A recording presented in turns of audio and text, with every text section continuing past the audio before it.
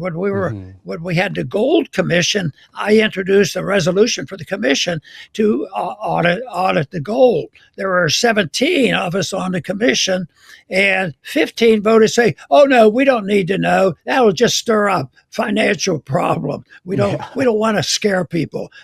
Well, listen, Dr. Paul, as you know, gold just topped $3,100 an ounce after its best quarter in nearly 40 years. Central banks are buying, the dollar seems to be wobbling, and Americans are watching inflation eat away at their savings. Is this the moment sound money finally goes mainstream? It certainly looks like it, but we don't know exactly what mainstream means. This might be the beginning of the end of a whole currency and a reserve system that we've been living with, half-heartedly, for a long time, especially since World War II. Mm-hmm. So no, I think the mainstream is getting noticed. They're noticing this, but it's unknown. I can recall not too many years ago, though, the gold went up a bit, then it went down to $1,000. And in 1916, I think it was looking like, to me, I thought it was 2016, that I thought we were going into another bull market. Mm-hmm. Even though I've watched this since gold was $35 an ounce, it still is sort of shocking. Even though I think, well, why should you be shocked? I'm not shocked, but to talk about $3,000 an ounce of gold when I hold up my gold pieces I bought, for about $40 or so, it's just amazing. Mm-hmm. Even though those predictions were available to. As a matter of fact, I got involved when I ran across some Austrian economists who were writing about this in the 1960s, and they predicted the Bretton Woods Agreement would break down. Mm-hmm. We're wasting and spending too much money and giving it away. And sure enough, that is what happened. And that was a big date in my understanding of 1971 in August that, the gold window was closed. And look at what's happened since then. I think it's going to continue. And the longer it continues, the more people will be joining us. Mm-hmm. On the macro front, Dr. Paul, let's get your take on why gold is seeing such a historical moment right now. And where do you think it's heading next? Well, I think that nobody knows exactly, because sometimes I think, well, this is the takeoff forever and we're going to have, Zimbabwe and have Venezuela. And it doesn't happen. And I think that because there's a subjective element in there.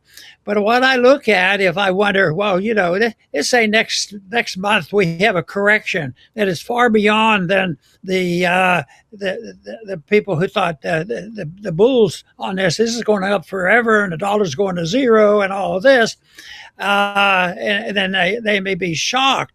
But I think that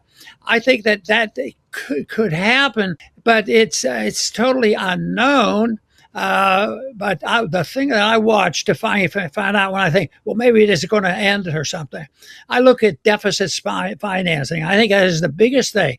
The supply of money and the supply of credit for our evil foreign policy and our wicked domestic policy, our welfare state, and all the special interests that go, and the people demanding more and more. We make an effort, and Trump's trying to make an effort.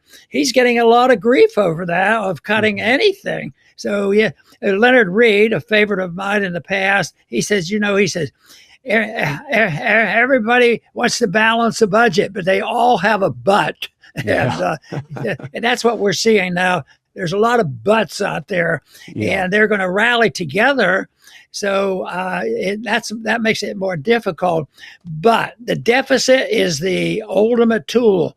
And even though Barry Goldwater and the rest talked about this, no calamity occurred, but the handwriting on the wall occurred in August 15th, 1971, and it's been there, and the handwriting is getting bigger and bigger, because how much longer can the whole system tolerate $36 trillion of debt?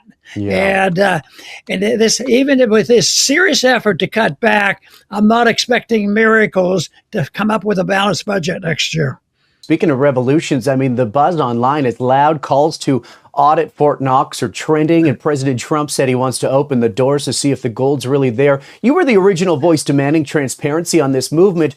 Do you think we'll ever get transparency on America's gold reserves? Probably not.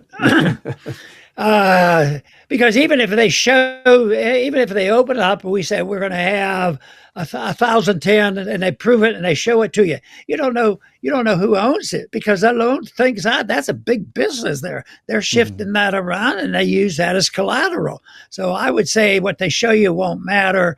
The last time they pretended to have a audit in the 50s, I think it was in the 50s, it was totally inadequate. They probably looked at about 10% of the gold. Then they just peeked in the door of the others. So, it would expose them too much. And that's why they don't want an audit of the Fed. When we had the Gold Commission, I introduced a resolution for the commission to audit the gold. There were 17 of us on the commission, and 15 voted say, "Oh no, we don't need to know. That will just stir up financial problem. We don't want to scare people." So that's how crazy. So I don't hold my breath for it, even though I use that as a point to why they do this. Why do they not want us to know exactly what's happening with the finances? And the biggest thing that they protect is the information dealing with international business agreements. So the way the Fed behind the scenes will bail out countries. And I am sure there's trillions and trillions of dollars in the midst of a crisis where they bailing out everybody. That a lot of money is transaction, and they save some, the other, and not too many really go down, because everybody has to be saved. And Doctor, I mean, you've argued that the Fed wields enormous power over the economy, yet it operates in a black box, unaccountable to Congress or even the people. I mean, how can we push to audit the Fed, including, exposing Fed's monetary policy actions, foreign transactions, and even emergency bailouts that you just talked about? Well, there's been some expression, those that they should look into that, as part of their project, but I'm not holding my breath. I don't think that's going to happen. Because it's too complicated. There's too much behind the scenes. And then when you hear presidents endlessly giving us certain promises, then they get elected. And it's not too long after that those promises don't mean much. And we find out, well, there's powerful special interests in the deep state and the lobbyists, whether they're pharmaceutical or military industrial complex, they can change the opinions of the people in power. So it's the whole system that's bad. I think it's the rejection of a system, the constitutional system, and I think there's a group that would like to seek out truth and find out what's going on and talk about it. But that is canceled out by the majority of the people now are nihilists. There's so many in Washington. They would tell me point blank, you can't know those things. They're impossible to know. So we don't think there's a superior being, and they challenge everything. And that doesn't solve the problem, because they don't believe in truth. So if you want to talk about truth and money, you have not too many people listening.